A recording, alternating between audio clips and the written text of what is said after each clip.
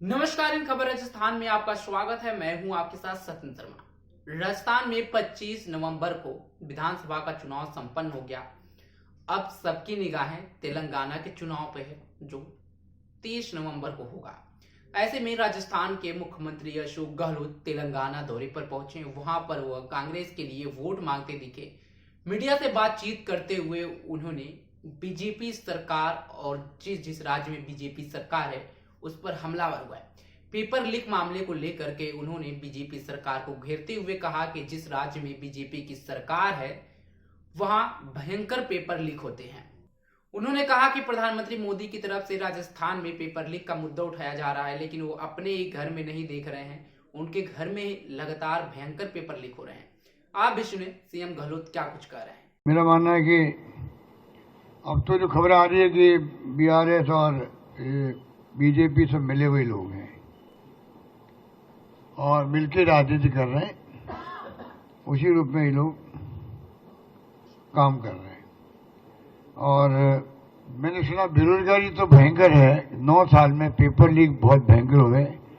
हमारे ऊपर प्रधानमंत्री आरोप लगाते हैं पेपर लीक का राजस्थान पर, जबकि गुजरात, मध्य प्रदेश, यूपी और आपके यहाँ पे भी सब जगह पेपर लीक भयंकर हो रहे हैं। आर्मी में हो रहे हैं, हाई कोर्ट के अंदर हो रहे हैं।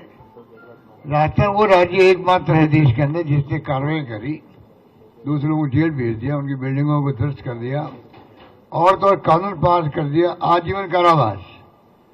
आजीवन कारावास हिंदुस्तान में सिर्फ राजस्थान में किया है। जो पेपर लीक करेगा उसको आजीवन कारावास भुगतना पड़ेगा, लाइफ इम्प्रिजनमेंट भुगतना पड़ेगा। इतना कड़ा कानून हमने बनाया है। तो सुना आपने। आपको बता दें कि 25 नवंबर को राजस्थान में चुनाव संपन्न हो गए हैं।